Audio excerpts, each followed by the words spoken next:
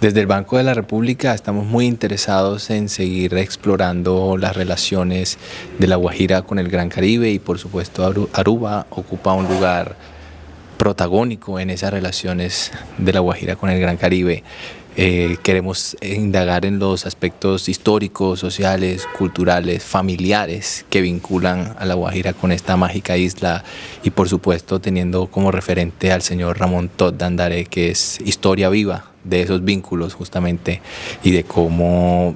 trasciende la relación, las fronteras del tiempo y el espacio, por supuesto. Ya. Le acercaron, ya recién le dieron un conocimiento también al señor Ramón Todd de Andaré acá. ¿Qué tan fácil es lograr ese espacio para una situación tan importante para nuestra gente y nuestra cultura y la relación de Aruba, historia de hace mucho?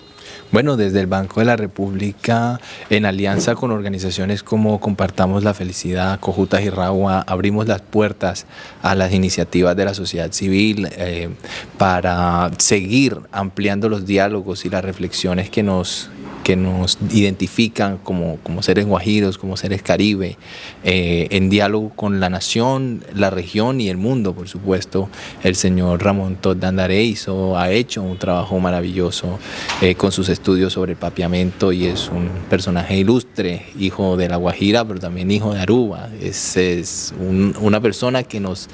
vincula relacionalmente, afectivamente a los dos territorios, tanto a La Guajira como Aruba, y por supuesto para nosotros es un inmenso honor y placer tenerlo acá compartiendo sus conocimientos, todo el aprendizaje que ha desarrollado en su carrera como lingüista y bueno, y qué maravillosa ocasión